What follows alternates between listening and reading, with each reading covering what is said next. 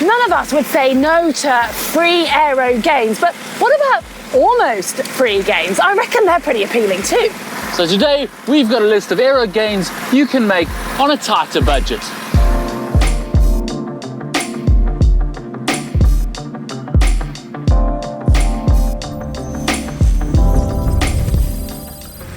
Before we share all of our tips, just a quick reminder to subscribe. That way you'll get all of our new GTN videos. And now, on to you. Me? What about me? Not you, James. I mean us personally. Our position as a rider actually has the most room for aero gains. And the best bit is, it can even be free. Yeah, Heather's right. You, as the rider, are the greatest contributor to the aerodynamic drag. But the good news about that is small changes in your position can see big aerodynamic gains. Now, the greatest portion of that aerodynamic gains are going to be made on the front end of your body, or the top end, so head and shoulders. And your head and shoulder position, changing that, making it smaller, is going to make a big difference to your aerodynamic drag. Let's start by looking at your hands and your arms. In theory, the lower you are at the front end, with your shoulders, your elbows, all of this area, the more aerodynamic you're going to be. So you want to look at lowering that stem, but it is going to be a compromise with finding a position that you can sustain. At the moment though, we're looking at the science and the numbers and saving watts, although your limiting factors are going to be your strength and your flexibility. More on that later on. Yeah, once you have your stem as low as is manageable for you, you then want to look at the position of your hands and your arms.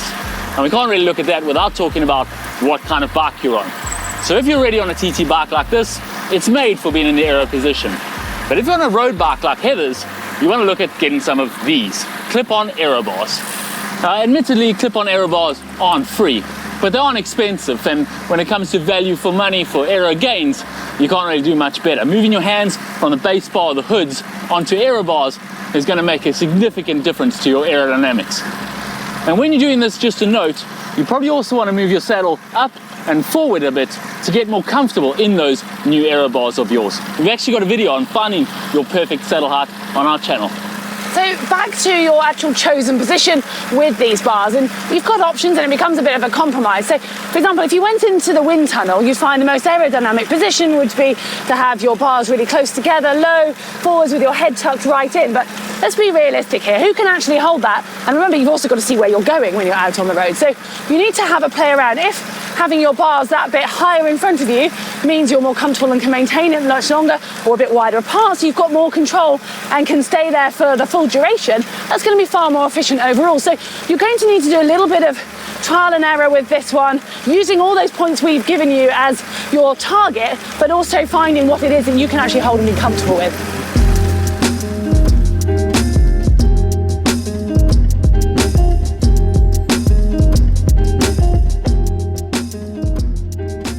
We touched on it earlier, but there's actually quite a lot of work you can do off the bike that's going to help you be able to maintain that aero position on the bike. And basically, you are limited by your strength and your flexibility. So let's start by addressing the front end, your shoulders and your neck, and the strength aspect required with this. If you are invested in some TT bars or aero bars, then yes, you'll have a nice lot of support underneath your forearm on your elbows, but you're still going to have to hold this position, and quite a lot of weight will be going through this part of your body. So your shoulders, for example, you want to try to be able to have them shrugged forwards, but then also dropping yourself into them. So it's quite a difficult position to hold because it's just not something that's going to be natural to you. When it comes to your head, you want to be able to tuck it in enough so that it's aerodynamic, but tilt your chin slightly far forwards so you can still see the road in front of you. And this is really going to be working those muscles at the back of your neck. And it's going to be a compromise. You're going to need to work on strength in the gym, but obviously you don't want to go too big and too crazy. You don't see cyclists with big shoulders and forearms because that's then going to actually have a detrimental effect if you are too wide at the front. So it's working on the endurance aspect of your strength at the top end, around your shoulders and around your neck. And probably the more important area of your strength is actually going to be your core. Because if you think about it, it's what's holding you and supporting you between your two contact points. So between the saddle and between whatever you're resting your arms on at the front end. And you are trying to get yourself in as close to a horizontal position as possible and being able to maintain that. And the stronger your core is, the less pressure that's actually going to be going through your front end. So see it as a bit of an investment for being able to maintain that position. And for actually working it and strengthening it, You want to think of an activity that's going to replicate as close to that position. So yeah, the one that springs to mind is the good old plank, as you are pretty much holding a plank position when you're on your TT bars. But within reason, any core exercise is still going to help strengthen these important muscles. Well, there's no point in having all of this strength if you don't have the required flexibility to complement it. So you need to address the two key areas that need flexibility when it comes to cycling.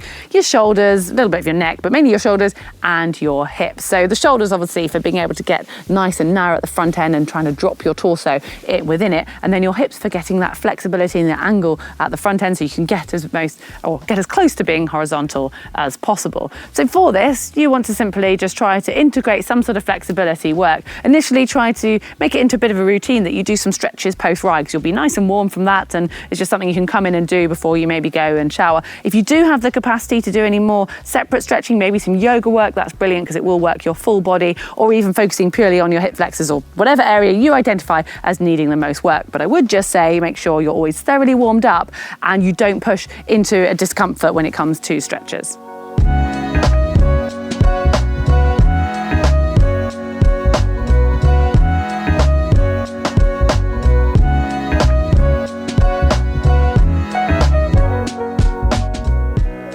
Now it's time to look at some of the quicker fixes, so to speak, like where you put a lot of the essentials on your bike. For example, your bottle cages will generally come on the down tube or the seat tube, but the bottles are wider than the bike and therefore are going to add drag. You can get rid of that drag by moving those bottles somewhere else, such as behind your seat. You can get an aftermarket rear bottle cage holder behind your seat that's going to take them right out of the wind. The caveat with this, though, is that you need to be able to get the bottles out of them and use them without sitting up and breaking that aero position. If you're going to struggle to do that, then they may not be as efficient as they might seem. The easier to use and therefore probably more efficient option would be a hydration system mounted somewhere on the front. Now you can just use a normal bottle cage between your aero bars, or you can get a dedicated hydration system with a straw coming out of it that also sits between your aero bars, or you could just go the whole hog, which will cost a little bit more money, and get a fully integrated hydration system that fits in perfectly in the front of your bike. If you are someone who prefers to have their water in bottles on their frame, then you may want to look at upgrading your bottles to aero bottles in an aero bottle cage.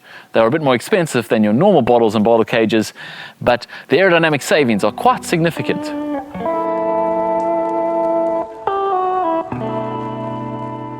And then you also need to look at where you keep the rest of the equipment on your bike, such as your spares.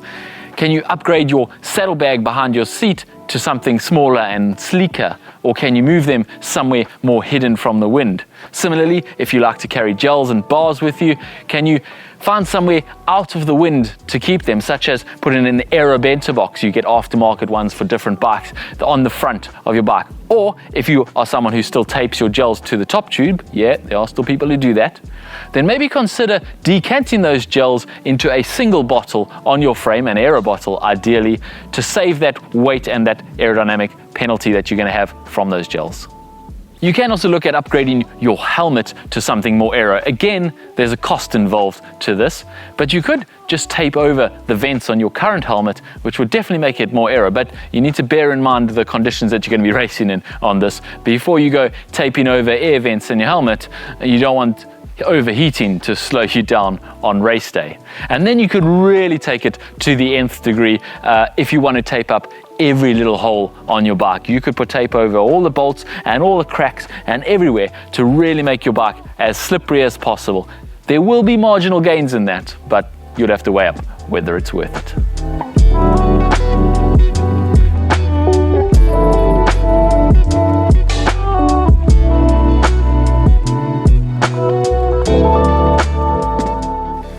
Now, I know we've covered quite a few investments, but they're all relatively small and they do give you fairly good returns with those gains. So if you are looking at just buying something new anyway, try to go for the most aero option. For example, clothing plays a big part in your aerodynamics. On the whole, the tighter the better. And it's not all about purchasing items either.